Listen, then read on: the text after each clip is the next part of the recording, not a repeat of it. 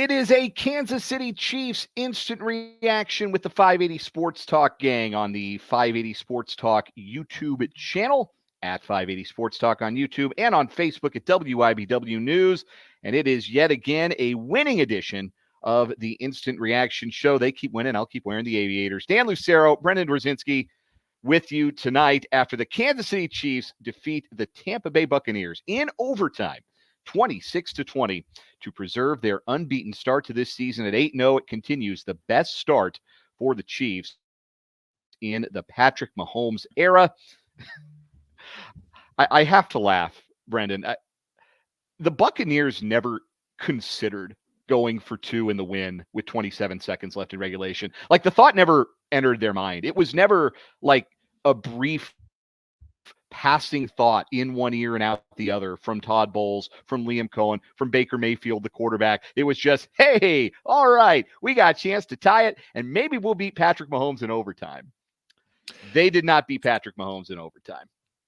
Yeah, here's the thing. I want to make this very clear in no uncertain terms. I hate Todd Bowles. I hate everything he stands for. I hate the way that he walks. I hate the way that he talks. I hate the way that he dresses. I hate every single thing about head coach in the NFL, Todd Bowles. He is an idiot. He is a coward. If you listen to 580 Sports Talk during the day, you're going to hear all about this on Tuesday. If you listen to the early morning 580 a.m. programming, you'll hear this on Leading Off in the Morning on Tuesday as well. He is an idiot, a complete and utter idiot. They deserved it. I wish the Chiefs had taken every single second, Dan, of the overtime period and made him sit and watch like he's Jerry Falwell Jr. and watch the absolute misery seep in for his team as the Chiefs plowed right down that garbage defense's throat. What an embarrassment to the sport of football. Grow a pair, Todd. Awful. The Chiefs, we'll get to the Chiefs and all the good for them in this win. What an utter coward Todd Bowles is. You know, it's a shame, too, for the Buccaneers because they're a feisty team, and they played a hell of a game. That was as good as a defensive performance as they've had all season. Baker Mayfield, he balled out on that final drive. Sterling Shepard deserved better. That line deserved better. And no, their doofus head coach just decided to throw it away. Let's play more against Patrick Mahomes, guys. Let's give Patrick Mahomes more chances to beat us. That always works. That is always a recipe for success. Somehow it did not work for the Buccaneers tonight. And yeah, like, they played as good a football game, I think, as you could play. You mentioned it. Baker Mayfield had a really good night.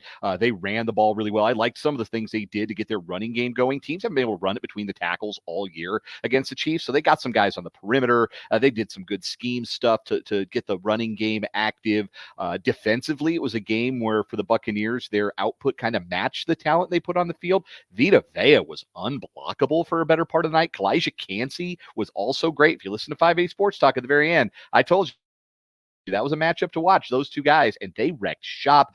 Antoine Winfield was really good. Levante David was really good. Like, the good players, the great players on the Buccaneers all played really well, and it was lining up for them to steal one after the Chiefs did not have a good 4-minute offensive drive and left the Buccaneers a lot of time and a timeout in the 2-minute drill to work with. And Baker Mayfield walked him down the field, scored with 27 seconds left, and then immediately ran off the field like it was a touchdown in the first quarter of a preseason game. Never once giving the thought to, hey, maybe what do we try to win it right here? I mean, it might not work out, but if it does, we're going to win the football game. No, let's just give Mahomes another chance. Let's leave it up to a coin flip. Let's make it a coin flip chance that maybe we win tonight. Let's leave it to the toss of a coin. You saw Baker Mayfield react to that coin toss. He knew what was coming and there were mistakes, certainly, that the Chiefs made. It was not a perfect offensive game, but this was the best offensive game for the Chiefs this season, and I think the most encouraging, because now we get to see what this passing game looks like with both DeAndre Hopkins and Travis Kelce fully actualized. Uh-oh. Yeah, we've been saying it.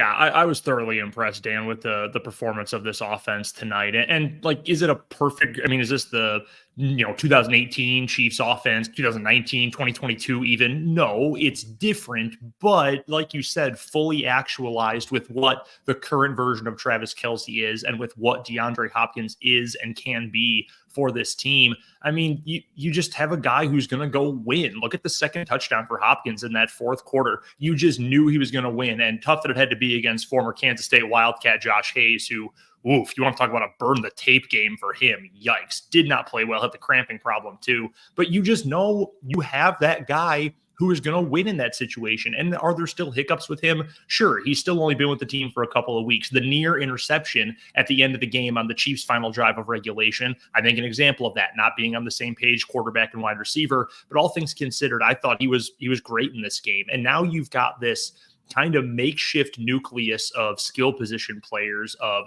DeAndre Hopkins, who, by the way, guys, he's still really good. He might not be first team All-Pro good anymore, but he is still a really good NFL player. Then you've got Travis Kelce, who I like. We made the comparison last week to Jason Witten. I would love for that at this point, because look, I know so much of his game over the course of his illustrious, soon-to-be Hall of Fame career has been the wiggle. It's been the yards after catch. It's been what he can do, putting his shoulder down, dragging guys for extra yards.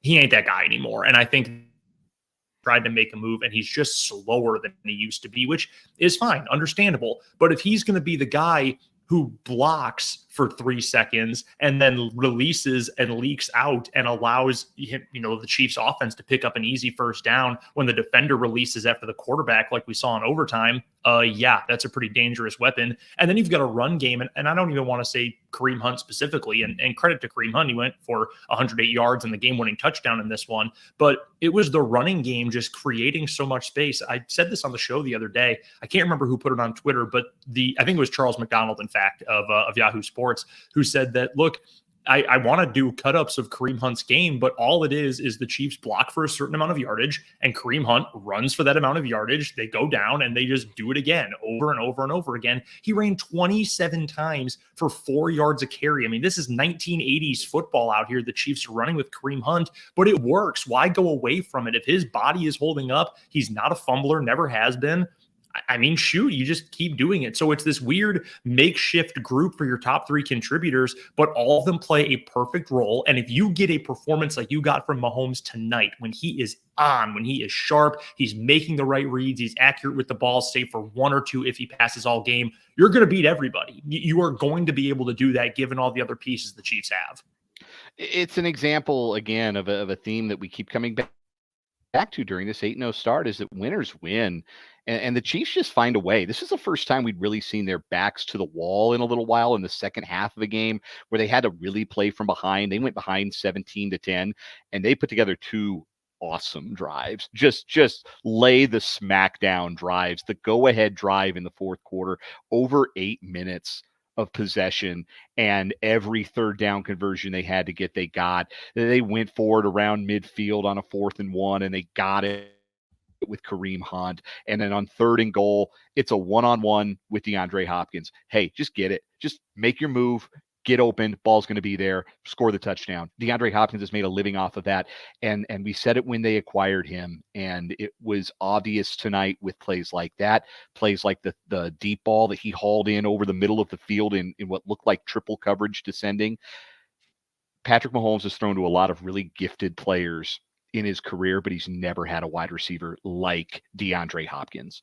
And what we mean is he's never had one as skilled in the particular ways in which DeAndre Hopkins is skilled. And it just opens up so much for this offense and so much for this idea. It paralyzed the Chiefs, I think, at times, this idea that, well, we got to bring a guy in who knows the system. We got to bring a guy in who can get the verbiage down, who can get the routes down, who can get the chemistry with Patrick Mahomes. Not to just go get a baller, just go get a future Hall of Famer and let him cook.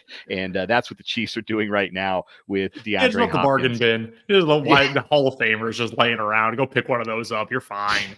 Yeah, no kidding. Yeah, for what was it, a fifth round pick? Yes, it was nothing. It feels like meaningful to, all things. It was a 5th or a 4th, whatever it ended up being. It ended up being a great deal for this Chiefs team. And there's no better example of it than, I believe it was the second quarter, and correct me if I'm wrong, but with a bunch of different bodies. I think he was doubled, maybe even, had 3 guys clouding around him when he finally gets to the catch point in traffic, and he just throws up late hands, hauls it in right down by the goal line. No one the Chiefs have had during the Mahomes era has been able to do that. And that's not a criticism of Tyreek Hill. He's just a different kind of receiver. That's not what Sammy Watkins was. That's not what MVS was, or Juju, or any guy like that. You have that in the mix now. And you mentioned it felt, paralyzing probably to the Chiefs. Well, we got to find a short, fast separator guy. We have to stick with the system. We have to go. Maybe Hopkins isn't, the peak of his powers, 2018 DeAndre Hopkins anymore. But you know what he does do? He opens up a brand new door. The Chiefs knew, hey, if we go through this same door over and over and over again, it works. We like what's on the other side. What about that other door, though? What if we go through this other door that has the dreads and the Hall of Fame pedigree? What happens if we walk through there? Oh, this is kind of cool too. This is much different. We can do different sorts of vertical concepts. We don't have to do all sorts of mix and match and combination stuff. We can just line him up alone as the Z receiver over on the left side of the formation and say, go win. And he's going to do it like he's done for his entire career. So I think it's sort of changing the way you should view the creation and the, structure of this offense is, well, should we stick with what we know because it works? Or is it worth banking on the talent of our quarterback and our play caller and our play designing and then add a new piece to that offense? And I think we saw that in motion today, and it worked out perfectly. It was a phenomenal game for Hopkins. And again, it shows you what can be with this offense. And it's really, really encouraging. Brought back the passing game around the red zone too. It's not a mistake that the last 2 weeks we've seen Mahomes finish drives with touchdown passes in the red zone. It was Kelsey last week.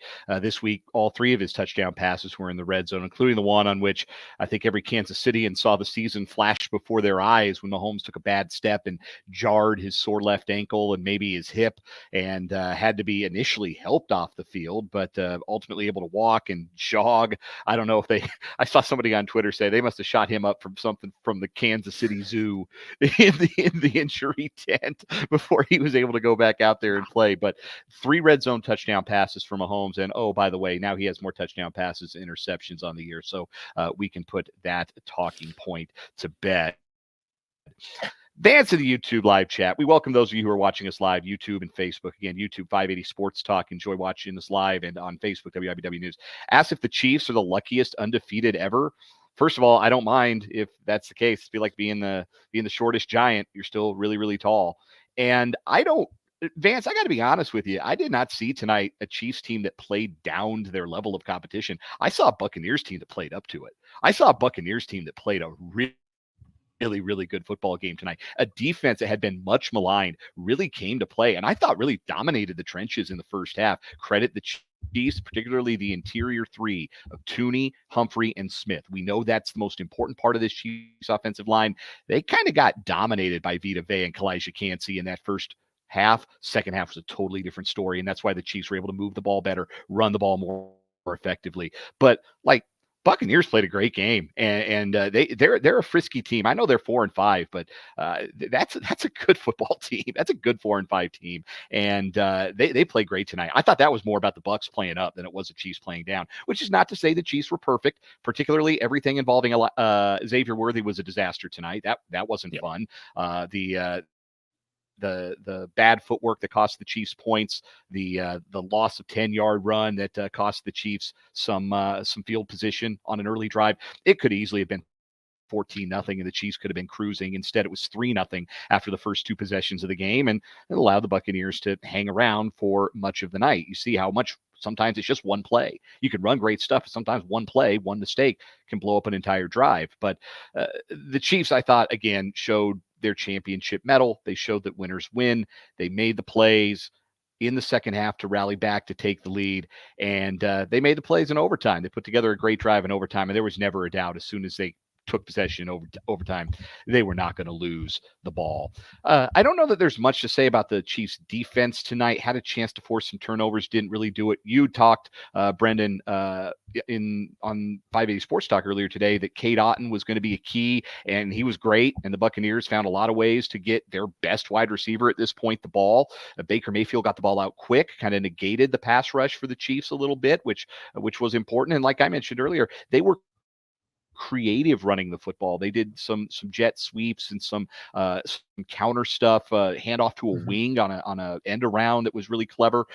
Did some different things to unlock their running game in ways that Chiefs opponents really haven't been able to do. But I thought other than that, it was a pretty, bog standard Chiefs performance at this point on the defensive side, where they got pressure, they got some sacks, they were hard to score on. They gave up 24 points in regulation to a team scoring 29 a game. That's not too bad.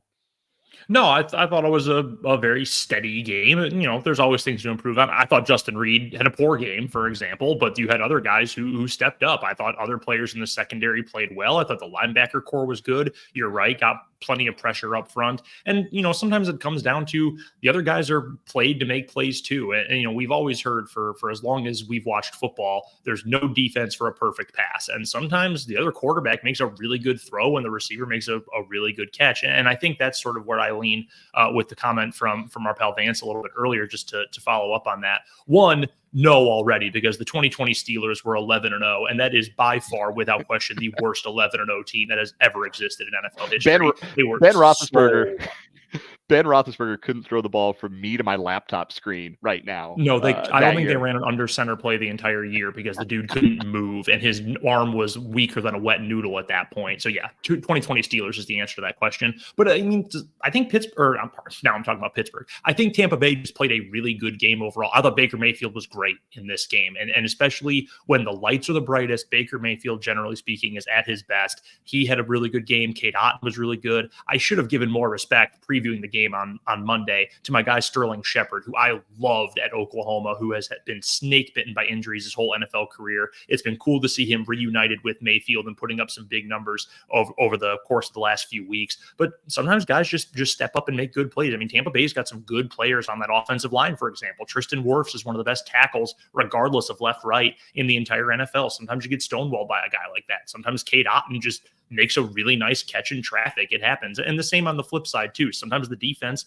just happens to make a good play. Those guys get paid too. So I think Tampa Bay deserves credit for playing well. Not Todd Bowles. He gets no credit for anything. I think the players on the field get credit for playing a really strong game. And I think this one was less so about the Chiefs, like, oh, they found a way to hold on. No, I think this was a really steady game all the way around. Pretty much what we expect from the defense. And I think above what we've seen for most of the year from this offense. Now that they kind of have an identity that's really the word I should have used when talking about that group earlier. They know what they are. They know what they're good at. And now they're getting in a rhythm of actually using those skill sets. Chiefs win it 30-24 in overtime. Todd Bowles, you are the chump of the week for not even considering going for two and trying to win the football game. There's no guarantee it would have worked, but you would have gone out on your swords instead of losing the game as soon as that coin landed heads at the 50-yard line at Arrowhead Stadium. Baker Mayfield knew it was over, and I think everybody in that stadium knew it was over. And if you were watching on your couch, I think you knew in your heart it was over too. The Chiefs win it 30-24. I think I said the score wrong at the beginning of the show. That's my bad. It's been a long night here at Lucero Manor. 30-24, the final score. Kansas City is now 8-0 with a home game coming up next Sunday against the Denver Broncos. We'll react in full to this one on 580 Sports Talk coming tomorrow afternoon from 3 until 6 on these same video channels and, of course, on the radio, 580 WIBW and FM 104.9, online at 580WIBW.com. But that'll do it for tonight. For Brendan Dorzinski, I'm Dan Lucero saying good night for this Chiefs Instant Reaction from 580 Sports Talk on 580 Sports Talk's YouTube channel and on Facebook at WIBW News. Have a great night, everyone.